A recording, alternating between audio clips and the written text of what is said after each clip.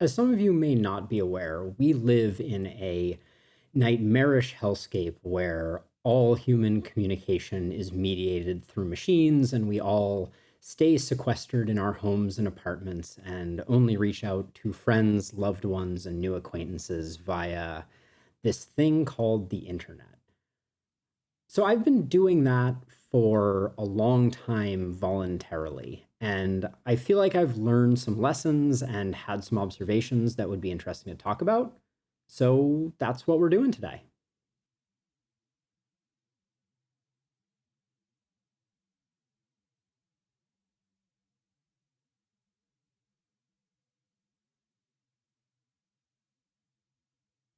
So first things first, let's talk about my history with electronic communication, for kind of lack of a better term.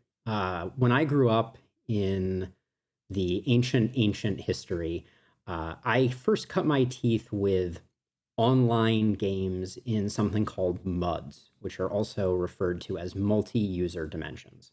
They were essentially text-based online spaces where tons of people— There are dozens of us! Dozens!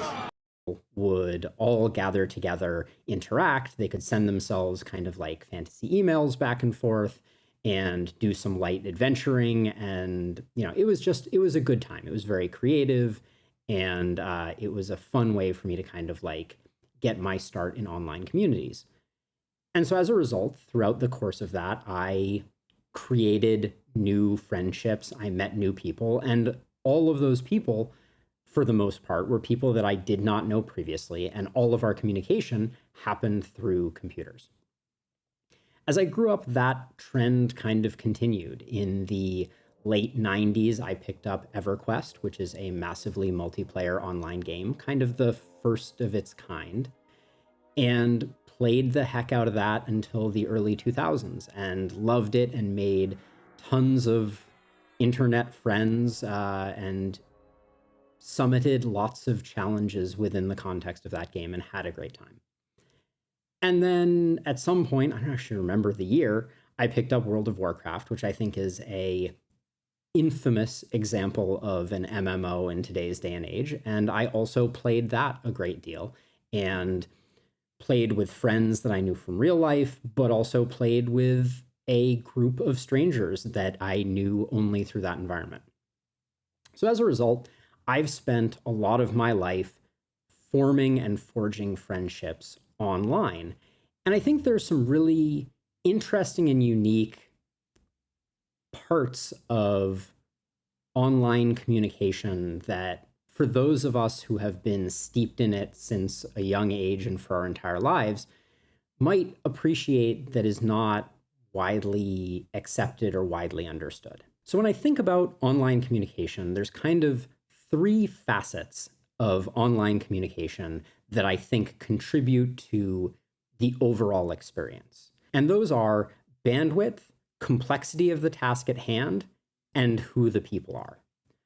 Bandwidth is the amount of information that the medium that you are using can carry. So for instance, if I'm on my phone texting with someone, all I have are the characters and emojis at my disposal to send a message to them. Whereas with audio, I have the words that I'm saying plus the inflection of my voice. Or with video, I have the inflection of my voice, my words, and any kind of nonverbal visible cues like wincing in pain or smiling. So all communication exists on some spectrum of bandwidth, from very low bandwidth to very high bandwidth communication. The next is the problem that you're trying to solve. And for me and for so much of my history, my interaction with people online has been a problem-centric thing, right? We want to slay the dragon, we want to beat the raid, we want to successfully complete the dungeon, whatever it happens to be. We are unified on solving a problem. And by attempting to solve that problem, we are leveraging whatever communications are at our disposal. When I first started out playing EverQuest, voice chat wasn't particularly popular. So the majority of the coordination that we did in getting sometimes 40 people together to do something, was all done via text chat, and that came with its own limitations and things like that. Once we moved into the world of Warcraft, text chat was much more common, and today it's almost unheard of that you wouldn't be able to speak with that person in a live synchronous fashion in order to coordinate your actions or whatever it happened to be. And then the last facet is the people. And what I really mean by that is just that who you are talking to and who you are communicating matters a great deal. If you're talking to someone new, there's a lot more information and negotiation that needs to take place in order for you and them to get on the same page. Whereas if you're talking to a close friend of 20 plus years, a colleague, a parent, whatever it happens to be, you have a great deal of historical shared context that makes the negotiation around how to communicate and the assumptions that you can make about the communication that you're doing a little smoother. So today, the world has kind of been thrust into the experience that I've had for a long time. These days, literally everything is online. Dating is online. Business meetings are online. We don't even leave our apartments anymore except to go get groceries. So our happy hours are online. The list kind of goes on and on. And I realize some of these things are temporary and will return to normal. But the reality is that in the last year, the world has involuntarily found itself doing a lot more of the kinds of electronic communication that I've been doing for a really long time. And what's interesting is that my interest in electronic communication is not entirely experiential. So in my ancient history, my college days, I participated in some research studies and did some investigation and learning about communications.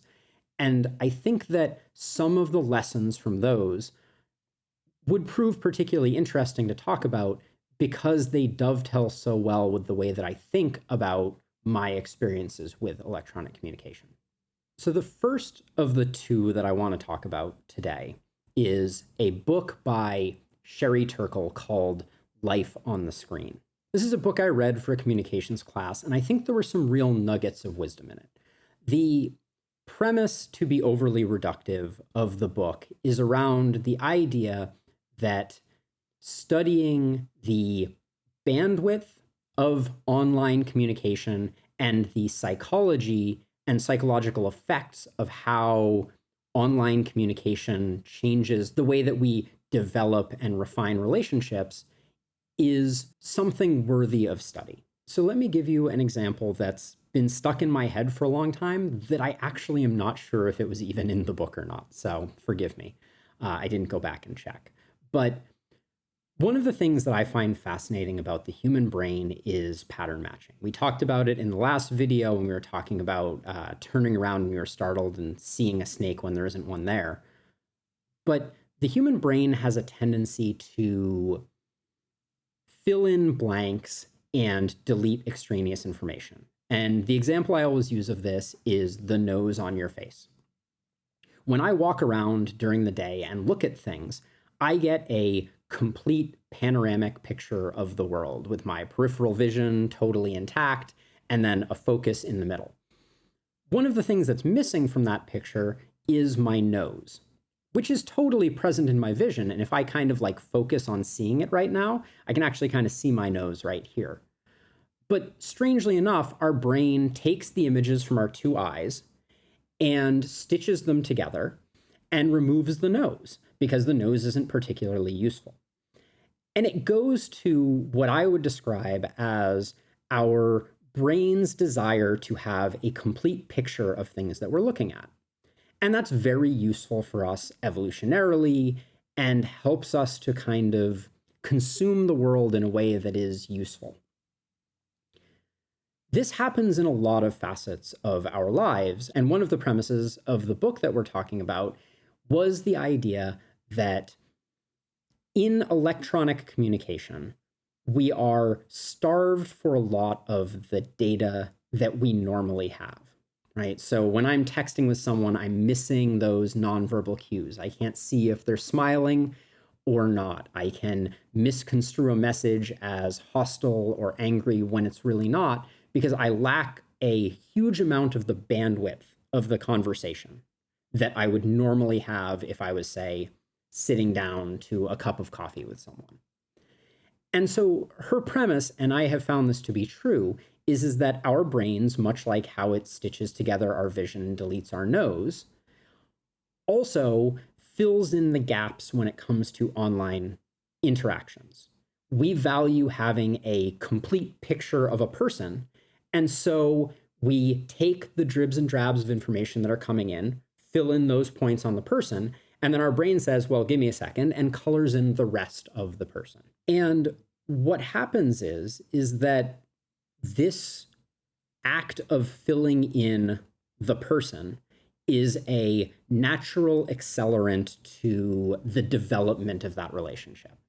And what I mean by that is when our brain fills in things about a person, it generally does them favorably, right? If my brain says, okay, I don't know if this person is smiling, unless I have a cue to indicate that they're not, I might just assume that they are.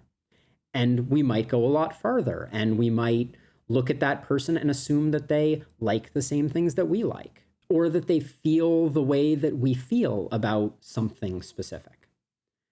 And as a result, this becomes kind of like gasoline on the fire of the relationship that we are creating, because we are filling in all these positive details about the person, and we have very little information to contradict that. In the context of life on the screen, this was pointed out most strongly in the world of online dating. And I can say personally that I've experienced it there too. In the world of online dating, you have very little information, right? In the world of Tinder, you literally have a couple of profile pictures and usually some copy-pasted garbage bio that gives everyone a chuckle. And yet you are asked to form some type of bond with this person, get excited about this person, and then start to talk to them. And so your brain is filling in a lot of those details and creating a more holistic picture, because that's what it needs in order to conceptualize another person. I found the same to be true historically in online games. You have the main tank of your raiding guild, and that person is incredibly strong and doing all these amazing feats and things like that. And so you project those qualities onto the person, when the reality is not necessarily that way, right? Your brain just kind of mashes up your conception of that person in this other environment with a lack of detail that is counterfactual to it. And so as a result, you have this really interesting dynamic where the things that you don't know get filled in, that accelerates the development of the relationship, and you find yourself developing closer bonds faster with people that you don't necessarily know as well as you think you do.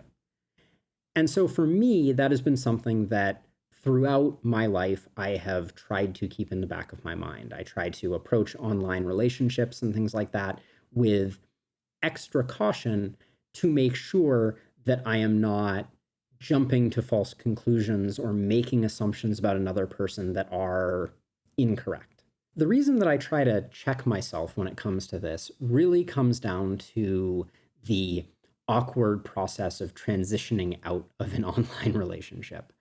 I think that when you spend a lot of time filling in the blanks and creating a holistic picture, the sobering effect of finding points of dissonance between what you believed to be true and the actual reality is really hard to swallow, right? That's a really challenging thing to have to do when you have created a fantasy of a person in one context and then need to reconcile that with the reality of that person. And so being mindful and careful about the way that you think about a person and keeping in check those assumptions around them is a way to lessen the dissonance as you transition from imagined to reality. The second bit of research was one that I was kind of looking back over just the other day. And I think it is particularly fascinating, and it comes with a name that rolls off the tongue just like sand. I don't like sand. It's coarse and rough and irritating, and it gets everywhere. The second piece of research, and another one that has really helped me inform a lot of my thoughts in the space, is called the, ready for it, the theory of electronic propinquity. And I stumbled across this concept when I was taking a communications class by Dr. Joe Walther while I was at RPI. And Joe, if there's any chance that you find yourself watching this at any point in the future, thank you so much for being such an incredible and passionate professor. It was incredibly fun learning from you, and I appreciate it a great deal. But anyways, so within the context of this class, Dr. Walther introduced us to the idea of electronic propinquity. And it was based on a 1987 paper by Philippe Corzeni about this theory. And to kind of like break it down into its kind of constituent parts, propinquity is an interesting word that is used to describe either psychological or physical proximity or closeness. And Corzeni's theory was basically that propinquity and satisfaction in a particular communication was not tied directly to just, say, bandwidth. There were other theories prior to that that basically said more bandwidth means more satisfaction. So if you have a video call or you get to interact with a person face-to-face, you will be more satisfied and you will feel more psychologically close to that person as a result of the communication. But Corzeni, I think very wisely, posited the idea that maybe the sense of satisfaction in propinquity is more perception-based and less about the actual medium that you're using. And so the experimental design that Dr. Walther developed was to vary those core elements of communications, which were the bandwidth, the complexity, and the people. And to modulate those while also at the same time playing with the person's perception. A simple example would be you ask someone to perform a task collaboratively with another person, and you tell them that the other person is in a third world country and only has access to text-based communication because of how far they are away. So the person's perception is that they only have access to that medium of communication to solve the task that they've been presented with. And the theory of electronic propinquity follows that they will be satisfied because they have access to the best form that they could have access to. The alternative would be to tell that person they need to solve this complex problem, but also tell them that they are text chatting with someone in the next room who could walk into their room at any moment and work with them. That modifies their perception of the situation, and suddenly they are using a bandwidth of communication that does not necessarily match to the maximum bandwidth of communication, right? They could have something better. And so intuitively, just based on my understanding of human nature, it makes sense to me that the person who thought they could do better would be dissatisfied, whereas the person who thought that they were getting the best that they could would probably be okay with the scenario. And there are more nuances to the research, but this was kind of the core of the idea that resonated with me, which kind of boils down to, or is adjacent to, for me, the idea of the adaptability of people. I think that this notion of perception and good enoughness is something that we play with on a daily basis. An example from my own life is I cut dairy out of my diet a couple of years ago. And if you had asked me 3 years ago, before I did, if I thought dairy was negatively affecting me, I would have said, no, not at all. You know, like everything is totally fine. I'm good. But then I cut it out. And now I look at it and say, yes, it was definitely adversely affecting me. It was creating inflammation, and I feel more energetic and better having eliminated it. But in that moment, prior to cutting it out, my perception was, and my baseline was, that I was in a good enough state. And I think humans are almost always in a good enough state. I think psychologically we find that even keel of good enough.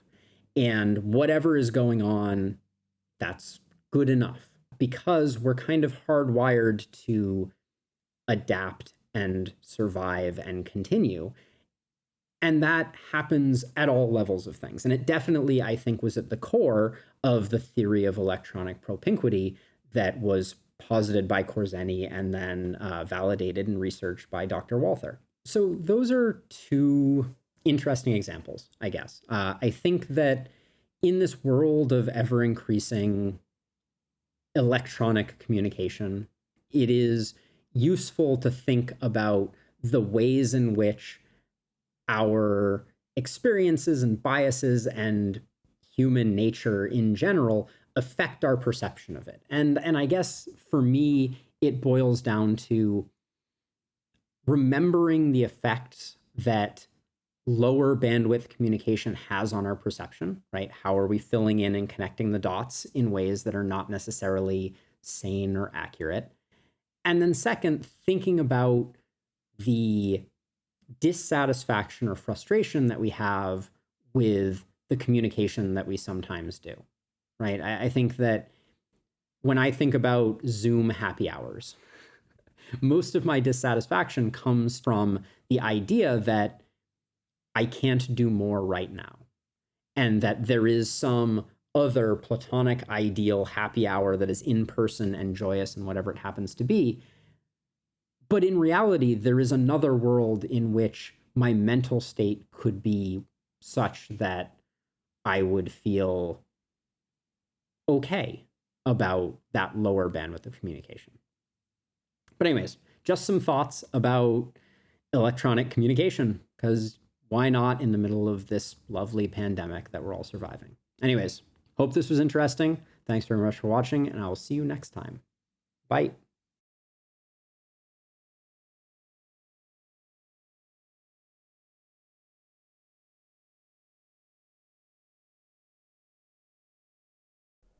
Not apotamus. Ponderous.